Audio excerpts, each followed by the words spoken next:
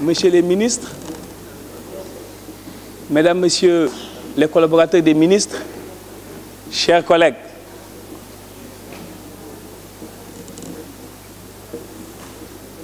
Monsieur le ministre, j'ai écouté religieusement ce qui vient de se dire. Mais pour moi, il n'y a aucune nouveauté. La séance d'avant illustre bien cette séance d'après et j'arrive à la conclusion que rien n'est plus semblable à l'identique que ce qui est pareil à la même chose. Nous ne sommes pas surpris qu'ils ne puissent pas adhérer à ce projet de loi. C'est la raison pour laquelle on a eu des errements, une incohérence notoire dans l'argumentaire, mais ceci s'explique par le fait que nous n'avons pas de vent favorable à un matelot qui ne sait pas où il va. Monsieur le ministre, dans ce débat d'aujourd'hui, pour éclairer la lanterne des Sénégalais, nous devons poser deux postulats de base sur lesquels nous devons tous être d'accord. Le premier, nous devons être plus responsables car nous parlons de la cité et de la République.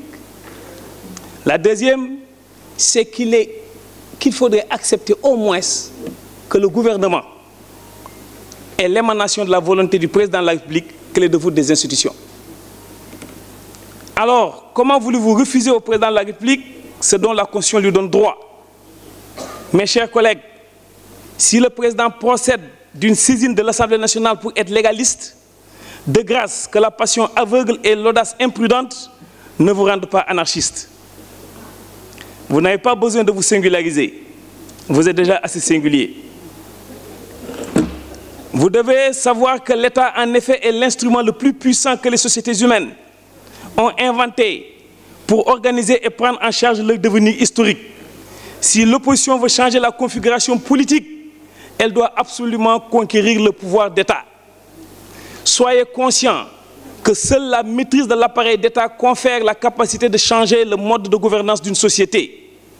Or, pour conquérir le pouvoir, autrement que par la violence que vous érigez comme arme politique, il est nécessaire d'avoir une organisation qui permet par la propagande de susciter l'adhésion de la majorité du corps électoral et de ses idées.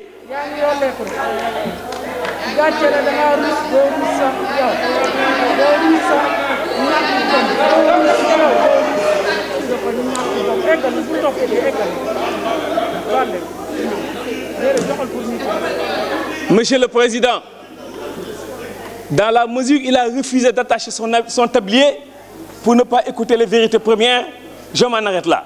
Je vous remercie.